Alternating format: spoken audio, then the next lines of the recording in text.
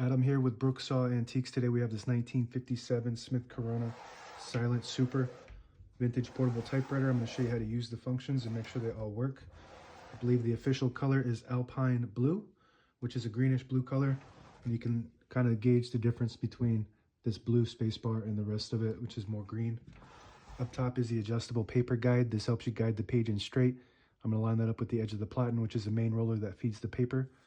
The margins are above that, and you can just push down and move them. Just want to make sure you set them in between these two paper fingers up front, so we'll reset those once we get paper loaded. And this is the paper support arm that flips up from the back. This is the paper bale that sits on top and holds the page down. It's got 3 adjustable rollers. That's when you know you're dealing with a luxury Smith Corona, when you have the paper fingers and the paper bale with 3 rollers. So we're going to set those right on the edge so we have maximum clearance.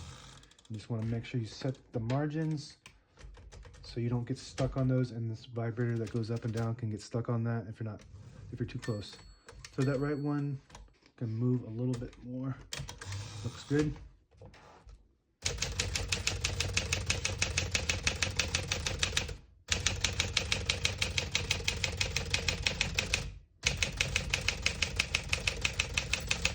Once you hear the bell, you're at the end of the margin. Hit this line space return, get you back to the beginning, and skips 1, 2, or 3 spaces. Right now we have it on single, but if you want double, you just flip that switch back, it skips 2. One more, it skips 3. That works good. We're going to keep that on single for now and finish typing. As you can see, all the keys type nice and none of them skip or stick. I'll type a sentence in red on the next line and switch from black to red. There's a switch on the right side here. You flip that all the way down. It prints the bottom portion of the ribbon. When you have it in the middle, it doesn't print any ink at all. It just leaves a stencil for copying purposes. When you have it up top, it prints the top portion of the ribbon, which is black. We're going to move that down for red.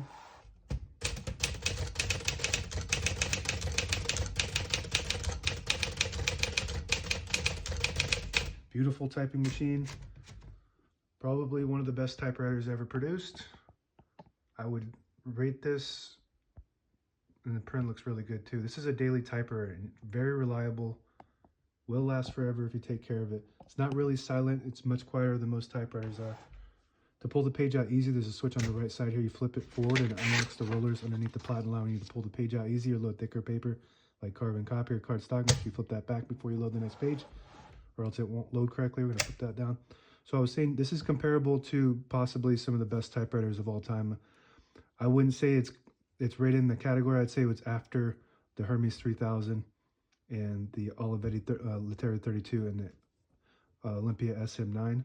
It's right up there, maybe the top 5, top 10 typewriters of all time.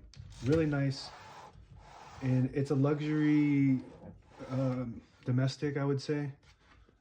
So it's like buying like not like a Cadillac, maybe like a nice Ford or Chevy. All right, what else we got? A shift on each side and a shift lock on the left. To clear that, just hit the shift button again. Backspace on the top left works good. Tab on the top right. We got 2 tabs set. We're going to go and clear each one of them by just hitting the tab button, and right next to it is a CL, stands for clear. So now that should be all clear. So when you hit the tab button, I don't like to not have any tabs, so I always like to set one somewhere in the middle. So I'm going to hit that set button right there in the middle. So that way when you hit that tab button, it stops there instead of slamming all the way to the end, causing wear and tear on your typewriter. Below that is MR, stands for margin release. So when you get to the end of the margin, it blocks you from printing. If you hit MR, it'll allow you to go all the way to the end or until you get stuck on this little paper finger. We're going to move that color selector back up to the top to print black ink. Open the hood. All the brand new ribbon is loaded on the left, so it's pulling to the right. Clockwise, you want to switch that direction. There's a switch right here above the backspace. You flip that up and then pull counterclockwise to the left. That works good. We're going to move that back down to pull to the right. Right on the top left of the keyboard here on the inside is the touch control. The farther left you go, the more tension there is. It loads a spring under there, so it creates tension when you hit the keys. So the higher you go, the more tension. You do have to hit the keys a little harder for them to print. The lower you go, you don't have to hit them as hard, but they don't respond as fast as when you have it on high. I like to keep it on low, personally. On the right side of the carriage is the carriage lock. So it's right down here. If you lift it up, it releases the carriage and locks in the middle to protect the escapement, which is the mechanism that allows the typewriter to move one space at a time. And if you break that, it's a major operation to fix those, and a lot of times you can't even find the part to do it, so you don't want to have the carriage release. It's got the nice metal ones versus the later models that, or the, I guess you'd say the newer models that have the plastic, hard plastic, and they break off all the time. I was able to reproduce that in 3D print it, so if you need some, check out my shop since they don't make them anymore. Very smooth. Like I said, this is like a luxury domestic typewriter. Very nice.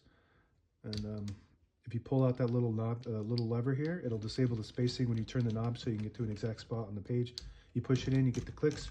Each one of those clicks is one space. Also, I do 3D print synthetic rubber-like material for these rollers. If you have one of these and these rot off when they get real old, these are in nice condition. And also I reproduced the knob here. So this right knob only, because the left knob, I have not done that yet. I might do that sometime, but it's got a different design, so it's just a little bit different. Also, if you, and I have the feet too, so I've reproduced the feet. So these are originals, but rubber-like material that you just insert in there if you got your foot mounts are rotted out. If you push this little lever down on the inside, it disables the spacing too, so you can get to an exact spot on the page. You flip it up, you get the clicks, and the inside there is the page gauge. So that just warns you when you get close to the end of the page. So if you load it right exactly where I'm at here, it says set. So, but end is right where that red line is. But when you load the page at that spot and you keep going down and down, it starts to warn you when you get to the bottom of the page. So it's 2 inches on the left there at the end side, then 1.5, and then 1, and then that's the end of the page right there. And that's it. Now available on eBay or Etsy. Search Brooksaw Antiques.